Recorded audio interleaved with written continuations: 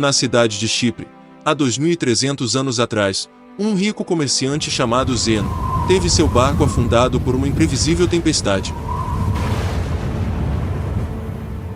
Zeno, apesar do infortúnio, fundou a vertente filosófica do estoicismo, na qual os sábios vivem em harmonia com o destino que governa a natureza, e são indiferentes às dificuldades da vida. Em sua autobiografia, Benjamin Graham, mentor de Buffett, disse que abraçou o estoicismo como um evangelho enviado dos céus, sendo que essa vertente filosófica também sublinha a fala e sabedoria de Buffett, bem como a de seu parceiro Charlie. A felicidade e a liberdade começam com a clara compreensão de um princípio. Algumas coisas estão sob nosso controle, outras não.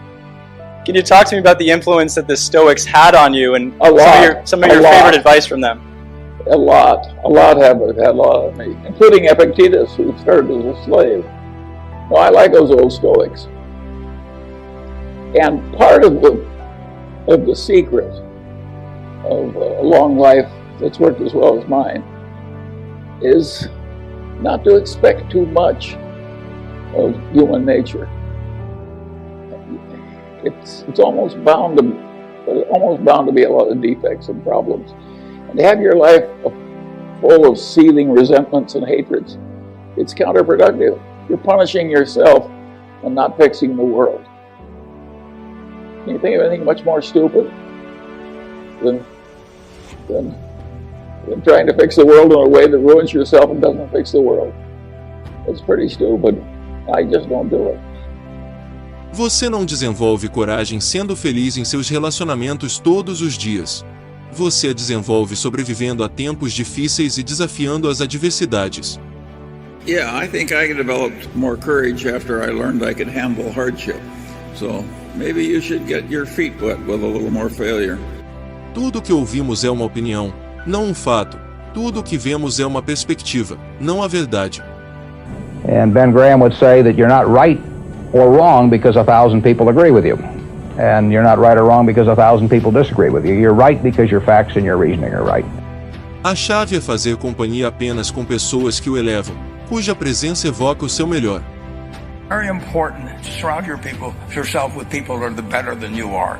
You are going to move in the direction of the people you associate with. So you constantly.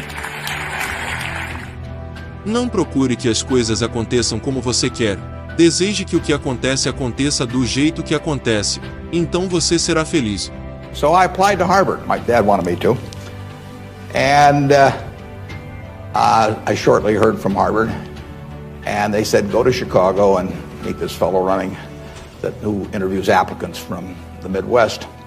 So I got on the train, and that's what you did in those days. And I spent 10 hours on the Burlington going to Chicago. Then I transferred to another little interurban train to go up to this country day school where this fellow was the headmaster and he was the big interviewer for Harvard. And I got there, and after about 10 minutes, he said, better think about something else. He come back later on. I was 19 at the time, and I looked about 12, and I acted about 8. So it was not a great combination. So he said, forget it. So I took the little interurban train back to Chicago, and I took the 10-hour train back to Omaha, and all the time I'm thinking, what do I tell my parents? It's kind of embarrassing. But it was the luckiest thing that ever happened to me. Because if I'd gone to Harvard, I would have gone to a 2-year business school. I instead applied to Columbia, where I could graduate in 1 year and get a master's degree. Luckily, that by the accident of it and being in the Nebraska National Guard, which did not get called up for the Korean War, I missed going in the Korean War. I got to meet Ben Graham, which had an enormous effect on me subsequently. And I probably got my wife that way because she was going to Northwestern. And I was able to put on sort of a full court press because I got out in 1 year. And otherwise, she'd have met some other guy. I mean, I got her before the competition showed up. And so it worked out wonderfully. It couldn't have worked out better. And that's been my life, basically. Não perca mais tempo discutindo o que um bom homem deve ser. Seja um. I'm always being visited by young men who say, I'm practicing law and I don't like it. I'd rather be a billionaire. How can I do it? And I tell them, well, I'll tell you a story. A young man goes to see Mozart. And he says, Mozart, I want to start composing symphonies. And Mozart said, how old are you? And the guy says, 22. And he says, you're too young to do symphonies. And the guy says, yes, but you were 10 years old when you were composing symphonies. And Mozart says, yes, but I wasn't running around asking other people how to do it. Uma gema não pode ser polida sem fricção, nem homem aperfeiçoado sem provações. And treat the little fluctuations in fate, he said, treat those two imposters, success and failure, just the same. And in the end, he says, well, if whatever else happens, you'll be a man, my son. Good message. Good message. I mean, why not take these opportunities, these hardships and so forth, to make a man of yourself? A forma mais desprezível de covardia é a autopiedade. Generally speaking, envy, resentment, revenge, and self-pity are disastrous modes of thoughts. Self-pity gets pretty close to paranoia, and paranoia is one of the very hardest things to reverse. You do not want to drift into self-pity. I have a friend who carried a big stack of Lenin cards, about this thick, and when somebody would make a comment that reflected self-pity, he would take out one of the cards, take the top one off the stack, and hand it to the person. And the card said, "Your story has touched my heart. Never have I heard of anyone with as many misfortunes as you." Well, you can say that's waggery, but I suggest that every time you find you're drifting into self-pity, and I don't care what the cause, your child can be dying of cancer.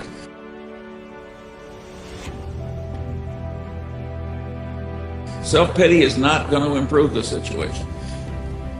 Just give yourself one of those cards. It's a ridiculous way to behave. And when you avoid it, you get a great advantage over everybody else, almost everybody else, because self-pity is a standard condition. And yet you can train yourself out of it. É impossível começar a aprender o que se pensa que já sabe. It's extraordinary how resistant some people are learning anything. Muito pouco é necessário para ter uma vida feliz. Está tudo dentro de você, na sua maneira de pensar. They say that success is getting what you want and happiness is wanting what you get. Well, I don't know which one applies in this case, but I do know that I wouldn't be doing anything else. Todas as noites antes de dormir, devemos nos perguntar: que fraqueza superei hoje? If you want to get good at something, which is competitive, you have to think about it a lot and learn a lot and practice doing it a lot. And the way the world is constructed in this field, you have to keep learning because the world keeps changing and your competitors keep learning. So you just have to get up each morning and try and go to bed that night a little wiser than you were when you got up. And if you keep doing that for a long time and accumulate some experience, good and bad, as you try and master what you're trying to do, people who do that almost never fail utterly. They may have a bad period when luck goes against them or something, but very few people have ever failed with that. If you have the right temperament, you may rise slowly, but you're sure to rise.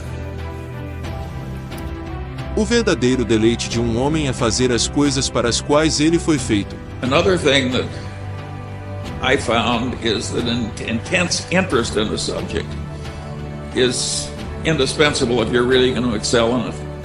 I could force myself to be fairly good in a lot of things, but I couldn't be really good in anything where I didn't have an intense interest. So to some extent, you're going to have to follow me in at all feasible, you want to drift into doing something in which you have a natural interest. Vamos preparar nossas mentes como se estivéssemos chegando ao fim da vida. Não adiemos nada. But I've always remembered the example. And so when I got to college and I came across Hausmann, I remembered a little poem from Hausmann, and it went something like this. The thoughts of others were light and fleeting, of lovers meeting, luck or fame. Mine were of trouble and mine were steady, and I was ready when trouble came. You can say, who wants to go through life anticipating trouble? Well, I did. All my life I've gone through life anticipating trouble. Here I am well along in my 84th year, and like Epictetus, I've had a favored life. It didn't make me unhappy to anticipate trouble all the time and be ready to perform adequately if trouble came. It didn't hurt me at all. In fact, it helped me. Life will have terrible blows in it, horrible blows, unfair blows. Doesn't matter. And some people recover and others don't. And there I think the attitude of Epictetus is the best. He thought that every mischance in life was an opportunity to behave well. Every mischance in life was an opportunity to learn something. And that your duty was not to be submerged in self-pity, but to utilize the terrible blow in a constructive fashion. That is a very good idea. And you may remember the epitaph which Epictetus left for himself. It said, here lies Epictetus, a slave, maimed in body, and the ultimate in poverty and favored of the gods. Well, that's the way Epictetus is now remembered. He's had big consequences. And he was favored of the gods. He was favored because he became wise, and he became manly.